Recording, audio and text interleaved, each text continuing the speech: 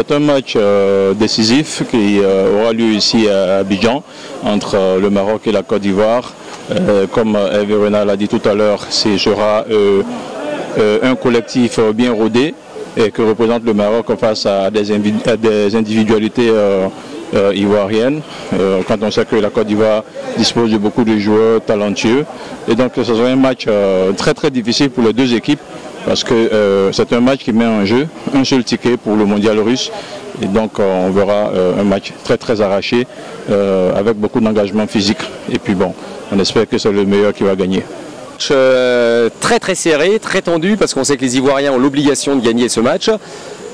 Ça va pas être facile pour eux, hein, parce qu'on sent une équipe du Maroc qui est en pleine confiance, qui a un état d'esprit remarquable. Depuis qu'Hervé Renard est à sa tête, on sent qu'il se passe quelque chose dans cette équipe. La CAN avait déjà été un bon signe de l'amélioration de l'équipe.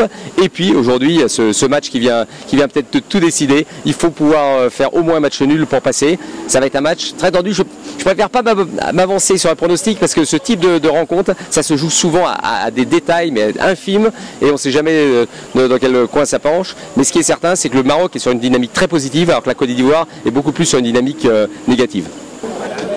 Nous sommes à la veille de Maroc-Côte d'Ivoire.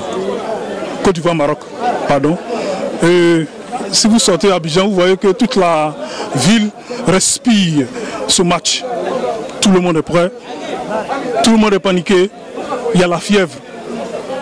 À la veille de ce match, on ne sait pas qui va gagner. La Côte d'Ivoire a besoin d'une victoire, le Maroc a besoin de juste un nul. Ça va se jouer un peu par le mental. Parce que le Maroc vient chercher un match nul pour pouvoir passer. Et les Ivoiriens ont besoin d'une victoire.